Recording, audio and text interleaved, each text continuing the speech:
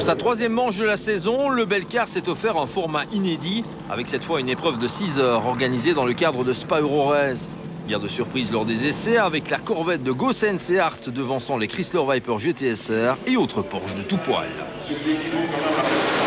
Et alors qu'on s'attendait à voir la Corvette C5R s'envoler dès les premiers tours, c'est Bert Longin qui lui volait la vedette.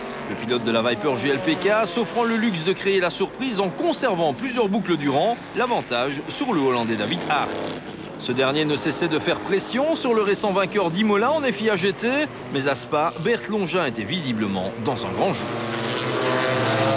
Plutôt héroïque au volant d'une Viper qui commence à accuser le poids des ans, le pilote GLPK finissait pourtant par céder le relais à son adversaire. Avec un peu de retard sur son programme, la Corvette héritait donc de la tête de la course.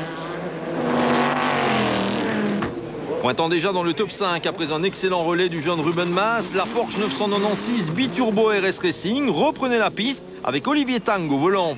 Surpris par ses pneus froids au sommet du raidillon, le pilote ne pouvait éviter l'incartade hors de la piste.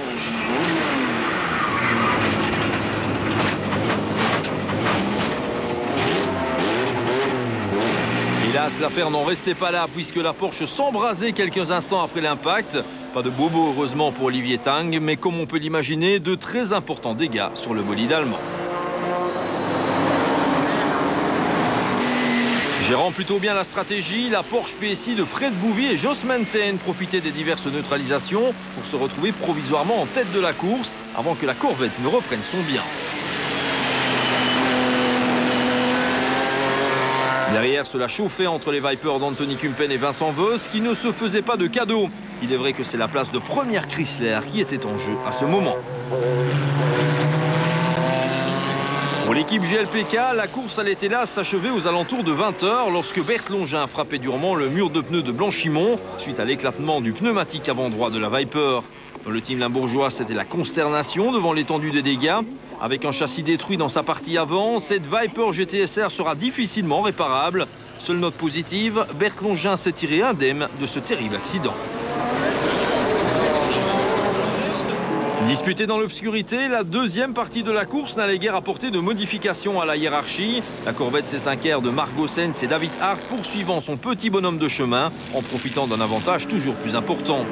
Bien installé au deuxième rang, la Viper de Quismanen Racing, pilotée par Pertti Quismanen, Vincent Voss et Duncan Huisman, ne tentait pas le diable. Il est vrai qu'au championnat, cette médaille d'argent pouvait être synonyme d'excellente affaire.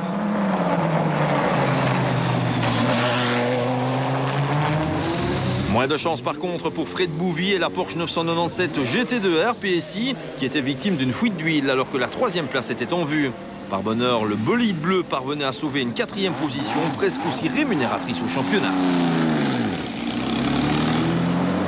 La plus petite marche du podium revenait dès lors au lauréat de la catégorie GTB, la surprenante Porsche 996 GT3 RS de Rudy Penders, Franz Lamotte et Bart Kaubergs, auteur d'une course tout à fait remarquable. Pas le moindre problème non plus pour la Corvette C5R de Marc Goossens et David Hart qui a croisé en toute quiétude durant ces 6 heures de course.